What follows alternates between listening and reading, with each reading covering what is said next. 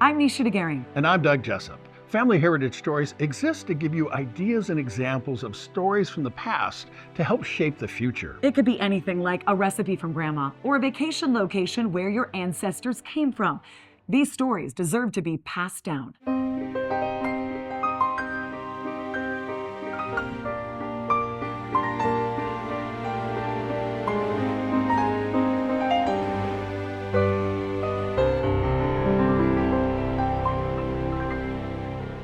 Welcome to Family Heritage Stories, where we talk about what makes us who we are. Things like traditions, values, and culture. How are these things passed down from generation to generation? Through deeds, through words, through stories. We all benefit from heroes among us. Now, they're going to say, it's just part of the job. But it's more than that. It's time for Hero Salute Stories.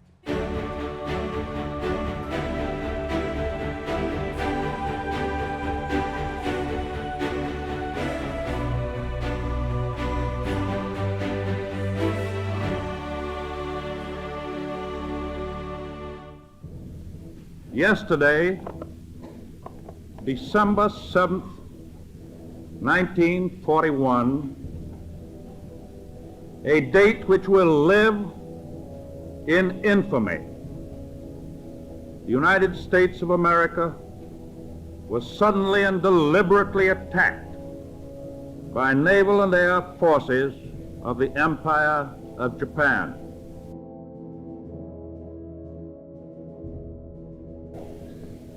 The attack yesterday on the Hawaiian Islands has caused severe damage to American naval and military forces. I regret to tell you that very many American lives have been lost. In addition, American ships have been reported torpedoed on the high seas between San Francisco and Honolulu. As Commander-in-Chief of the Army and Navy, I have directed that all measures be taken for our defense.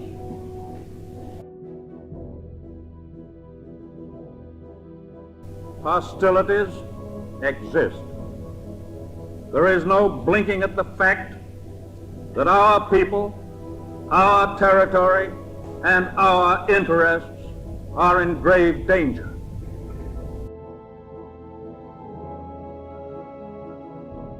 I ask that the Congress declare that since the unprovoked and dastardly attack by Japan on Sunday, December 7th, 1941, a state of war has existed between the United States and the Japanese Empire.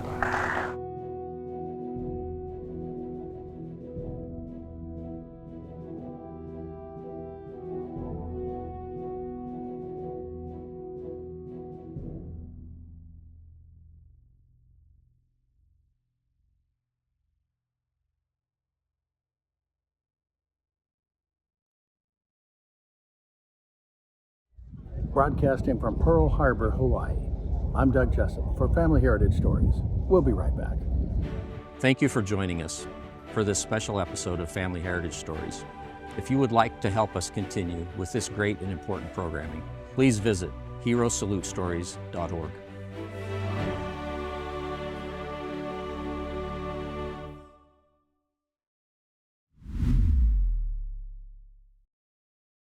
Every veteran has a story that deserves to be remembered. At Family Heritage Stories, we collect, preserve, and share those personal experiences of our veterans. Your donations help us document and honor those veterans and their legacies for generations to come. Join us in ensuring that their legacies live on. Donate today at herosalutestories.org.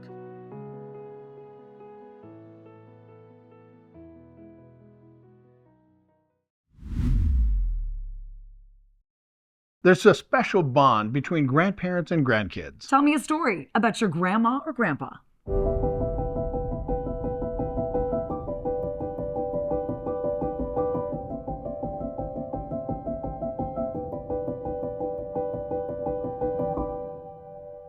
Grandpa I'm going to go with is on my dad's side, actually. And I've never met him, but I've learned a lot about him. And I've had some experiences with him, spiritually with me. And I've enjoyed that opportunity to feel that with him. He was a kind-hearted individual, and I know that because my own father is. And I've learned about his experience as an entrepreneur, about all the things in life that he tried to do. He was always, let's try that, let's do that, They had a boat, they went fishing, he'd do different businesses. He was always interested to go do something and let himself and others around him try and buoy them up and to be whatever you want to become. So he was a butcher, so he's done all kinds of businesses and realty. So this kind of person is interesting, and I look forward to reuniting with him someday. You're watching Family Heritage Stories with me and my grandpa. We'll be right back. Everyone has a story. Stories have power. They help us understand each other. If you want help saving your family heritage stories with a private interview, contact Krista at fedorafoundation.org for pricing and availability.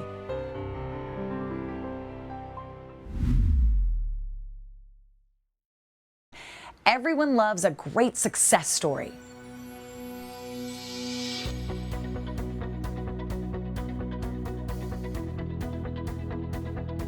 Aloha and welcome to the beautiful Hamakua coast of the Big Island, not far from where the very first macadamia nut tree was planted in Hawaii way back in the late 1880s.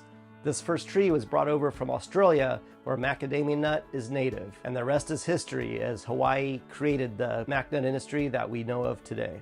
Join us as we take you on a journey through the process of growing and producing these delightful treats. So sit back, relax, and get ready for a dive into the nutty world of macadamias. Macadamia nut trees are quite a sight to behold when they reach their full growth. It takes about 7 years to reach full production maturity, which is quite a wait and why these nuts are so special. Here on the Big Island, there are several varieties, each with its own unique shape, size, leaf structure, and even nut size. It's a diverse family of nut trees. Here you can see some beautiful macadamia nut flowers. These delicate white clusters, called racemes, bring a touch of elegance to our orchards. They're the early signs of what's to come, and then about 6 to 8 months later, these beautiful flowers turn into little green cakey macadamia nuts. However, these immature nuts are not ready yet. They have a protective outer layer known as the husk. Inside that husk lies a rock-hard brown shell that protects the precious cargo inside, the macadamia nut kernel. When macadamia nuts reach maturity, they naturally fall from the tree onto the ground. This is a sign that it's time to harvest, and all the harvesting is done from ground level. Once they drop from the trees, their green husks split and turn brown within a couple days. Once they're all picked up, they're brought to our processing facility, which is Hawaii's oldest mac nut factory down Heineken. This is where the tedious process begins to extract the precious kernel inside. At the factory, the first step is to remove the outer husk using our trusty dehusking machine. Next, they take a fun ride into our massive stadium dryers, where warm air gets pushed up through them, drying them to that perfect moisture for storage and cracking. If they were not dried down, these nuts would go bad and would be very difficult to crack as they'd be rubbery. Once they're dried to about 1%, it's now time for the main event, the cracking. It takes a whopping 300 pounds of pressure to crack a macadamia nut. It's extremely hard and amazing that our wild pigs here on island can somehow break through that tough shell. We use specialty crackers brought in from Australia that uses precision knives to delicately crack open the rock-hard shells, revealing the precious kernel inside. Once cracked, the kernel and shell goes through our trommel, which is a giant rotating screen with various hole sizes that separates the kernel and shell by size. Now that the kernel and shell is sized, it goes through our amazing optical sorter. Using a high-speed camera, it takes pictures as the nuts are waterfalling through it. Based on parameters that we've set, it kicks out all of the shell and any other material we don't want with a high-speed jet blast of air. It is quite a sight to see and the workhorse in our process. It miraculously separates the sound kernel from all the shell and prepares it for our next step. Now it's time to give our kernel a quick roast in this massive oven, ensuring they are perfectly dry and ready for storage. With one final inspection by our keen human eyes, we ensure that only the finest kernels make the cut. Once approved, they're vacuum packed into 25-pound cases, eagerly awaiting their next destination, our kitchen at the Nut House. This is the place where creativity and expertise really shine through, our certified kitchen. Here, our talented team works their magic, transforming our farm-fresh macadamia nuts into all the delicious treats you know and love. From 10 different flavors of macadamia nuts to dressings, dessert spreads, and pancake mixes, they create mouth-watering experiences you won't be able to resist. As you can see, it's quite a process. From the historic Hamakua Coast to your taste buds, every step we take is rooted in passion and dedication. The next time you savor one of our treats, remember the journey it took to reach your hands. Mahalo for joining us on this nutty adventure.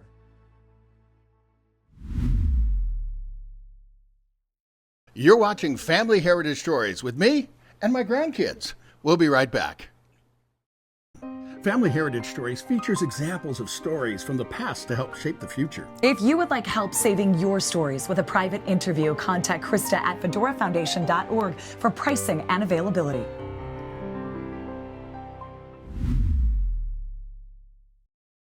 Later in the show, Brandon Fugel shares a story from his collection of historical artifacts. There is no greater storyteller than Doug Jessup. His work to preserve our cultural heritage and tell the stories that are really shaping not only our past but our future are more important than ever. What does heritage mean to you?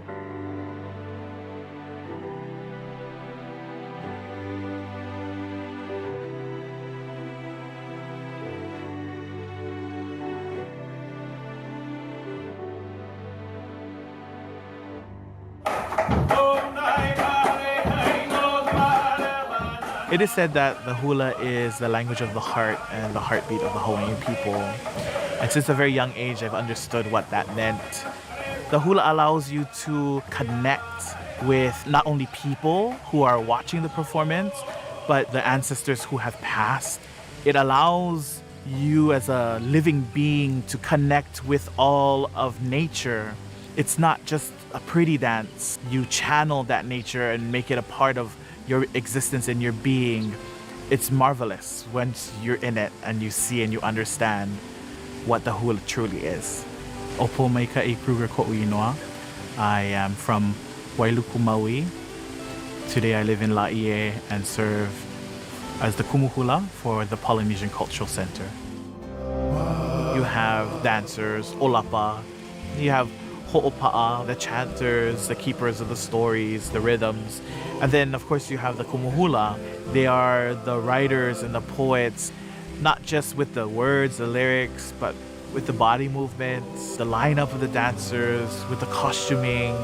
They are the writers and the poets of the culture in every aspect of their life.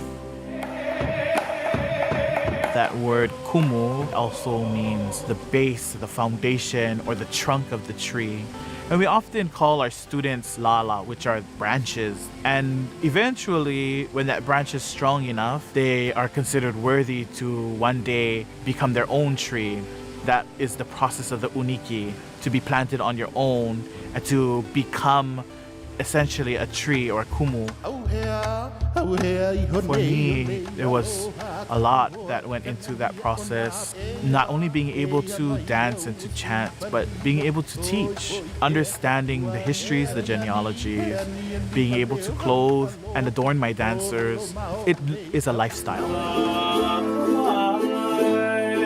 Hula had its start for me before I was even born. I'm fortunate to have 3 lineage of hula, the lineage that I uniki from, also my family lineage, and my lineage here at the Polynesian Cultural Center. In my family, we've always existed with hula. We as children grew up watching my mother dancing, and I could feel her spirit speaking to me. Without hula, for me, there's a loss. There's no way to express the way that I truly feel. As Native people, we have 1,000-line chant. My responsibility is to teach the culture to the extent that the culture lives and the guests can understand it and feel the mana, the power, the energy, the life force of the Hawaiians.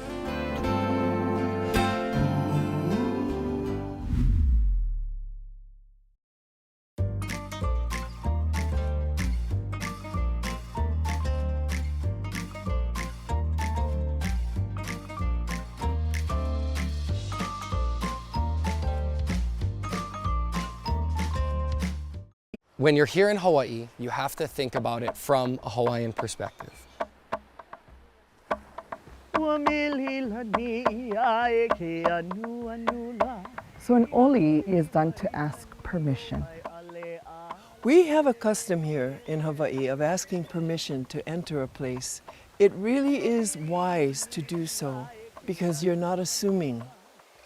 Once you ask that permission to be invited to be there, oh, all kinds of doors can open. I hope that they take away a little bit of that passion and love that they experience here in Hawaii and carry that with them to their home and share that with their community and family. In hopes that they too will want to experience the beauty of the culture, the history, the people, and of course the Aina.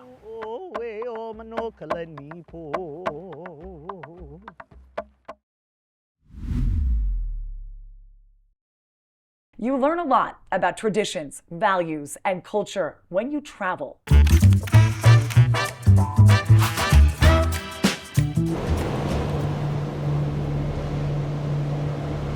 Today we're known as the last original family left, still living in this valley. If I weren't here, the culture and the history would definitely die, forever.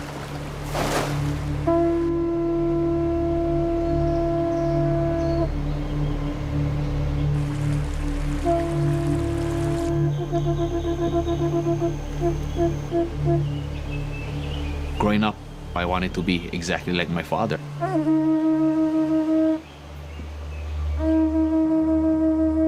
He was a cultural practitioner, a teacher. He was my hero by teaching me the culture and bringing me up in this way. To walk in the same footsteps as my ancestors. Harvest food and taro from the same places that my father has taught me to harvest from.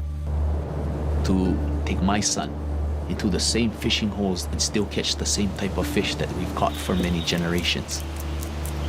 That's the type of joy this place brings me. Halava. Ha, meaning breath or life. Lava, which means sufficient. A lot of people never get to hear the stories of places like this. People never see us Hawaiian people for who we are because they never get to see the culture.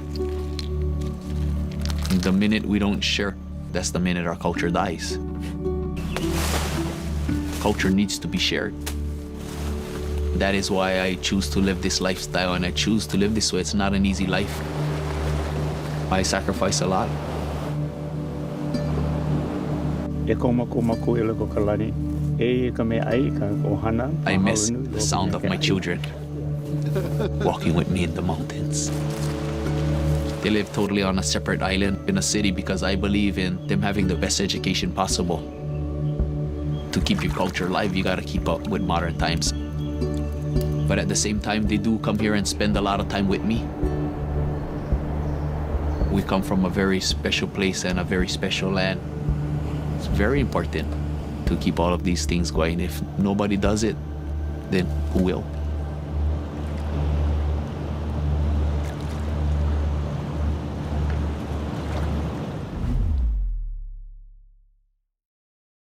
Objects with stories are treasures remembered. It's time now for a visit with Brandon Fugel.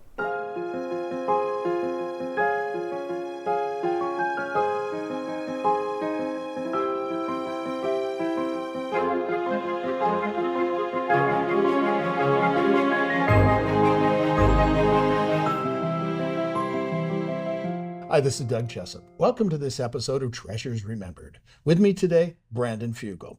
So, Brandon, I know that you're a member of the Church of Jesus Christ of Latter-day Saints, and you served a mission. Where did you serve your mission? I was fortunate enough to serve my mission to Hawaii. Oh. I was in the blessed Hawaii Honolulu mission. Okay.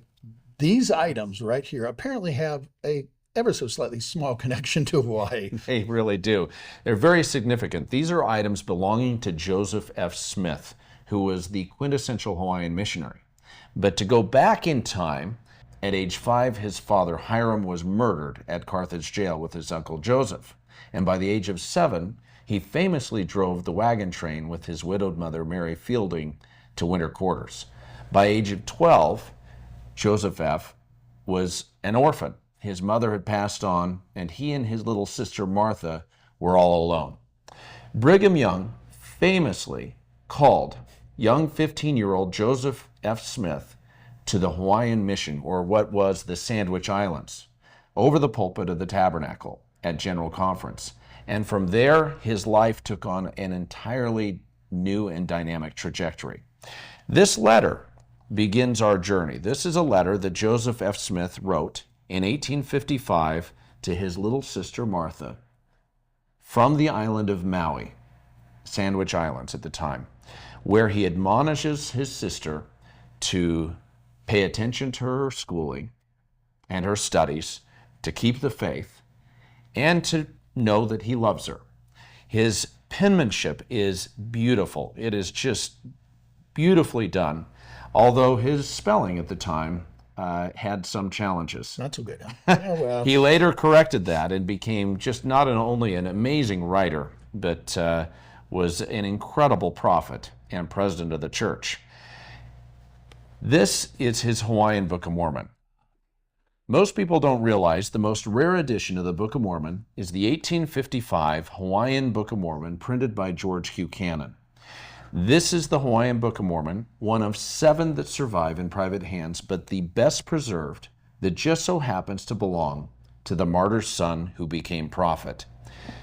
Joseph F. Smith inscribed the book from Hawaii, and he later signed it to his beloved son Wesley in 1907.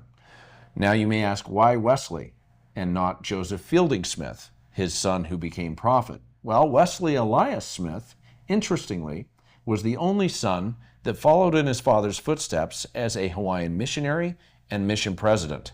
This book stands not only as a witness of his mission to Hawaii and his travels, but is arguably one of the most rare and important pieces of church history. In this clamshell case, we have another interesting item from Joseph F. Smith's history. In here we have Joseph F. Smith's glasses that he wore as prophet over the pulpit. As a truly visionary man whose vision, the redemption of the dead, ended up becoming canonized, and his words to this day are often quoted, "These glasses for me bring to life the man, the prophet, the president of the church who was the martyr's son, that also happened to be the quintessential Hawaiian missionary, who I to this day relate to in my own faith journey. And it's a privilege to be the steward and caretaker of these objects, which are not only pieces of church history and relics of the faith, but also treasures remembered." Oh, yeah. Everyone has a story. Objects with stories are treasures remembered. Everyone has a story. And sometimes those stories are told through music.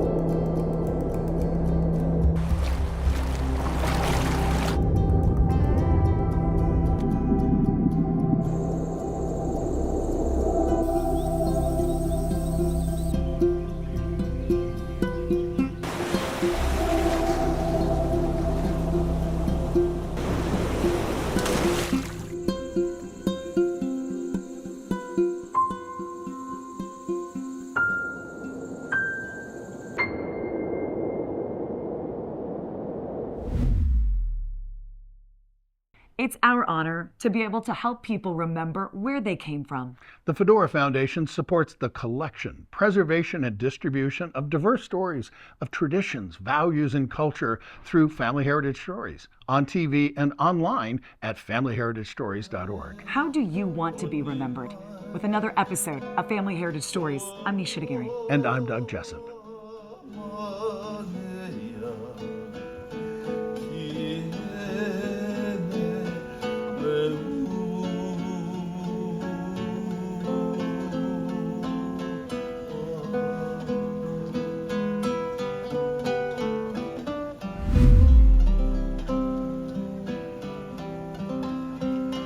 Oh, come on, oh,